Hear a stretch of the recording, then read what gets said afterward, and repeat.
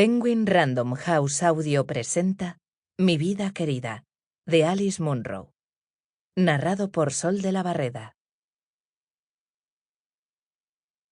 Llegar a Japón. En cuanto le subió la maleta al compartimento, Peter pareció ansioso por quitarse del paso. No es que estuviera impaciente por irse, dijo que solo le preocupaba que el tren se pusiera en marcha. Se quedó en el andén mirando hacia la ventanilla, despidiéndose con la mano. Saludaba, sonriendo. A Katie la miraba con una sonrisa franca, resplandeciente, inequívoca, como si creyera que la niña siempre sería un prodigio para él, y él para ella. A su mujer, en cambio, le sonreía con optimismo y confianza, pero con cierta determinación, algo que no era fácil expresar con palabras, que nunca lo sería.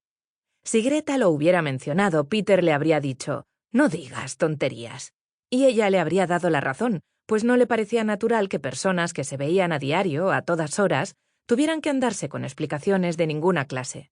Cuando Peter era un niño de pecho, su madre cruzó con él en los brazos unas montañas cuyo nombre Greta olvidaba siempre, para huir de la Checoslovaquia soviética a la Europa occidental. Iban con más gente, claro está. El padre de Peter tenía intención de acompañarlos, pero lo mandaron a un sanatorio justo antes de emprender aquel viaje clandestino. Debía seguirlos en cuanto le fuera posible. Sin embargo, murió antes de poder intentarlo. «He leído historias parecidas», dijo Greta la primera vez que Peter se lo contó, y explicó que en esas historias el bebé siempre rompía a llorar y no había más remedio que asfixiarlo o estrangularlo para que el llanto no pusiera en peligro a todo el grupo clandestino. Peter contestó que nunca había oído nada parecido, y prefirió no pensar qué habría hecho su madre en esas circunstancias.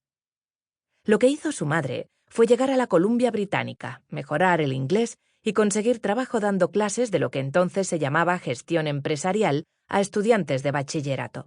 Crió a su hijo sola y lo mandó a la universidad. Peter era ingeniero. Cuando iba a verlos a su apartamento y más tarde a su casa, su madre se quedaba siempre en el salón, nunca entraba en la cocina a menos que Greta la invitara. Así era ella.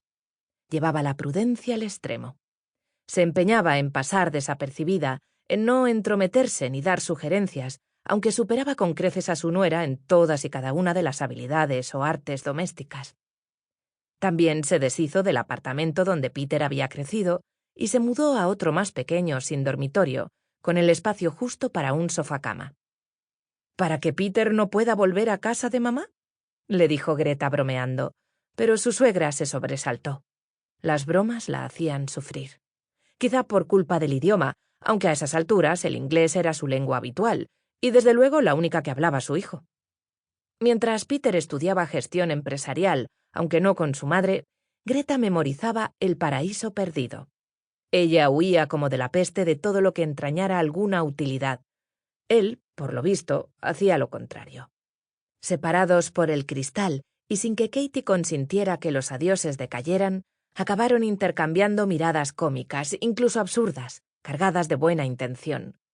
Greta pensó en lo guapo que era y en lo poco consciente que parecía de su atractivo. Llevaba el pelo cortado a cepillo, a la moda de la época, sobre todo si se era ingeniero o algo por el estilo, y tenía la piel blanca. Nunca le salían rojeces ni manchas del sol, como le pasaba a ella, sino que lucía un tono uniforme en cualquier época del año.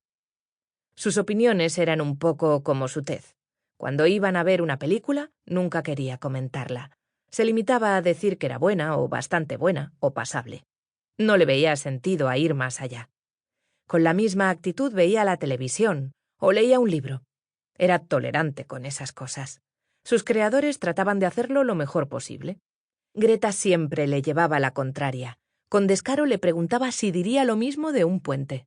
Sus constructores trataban de hacerlo lo mejor posible, pero eso no bastaba si el puente se venía abajo.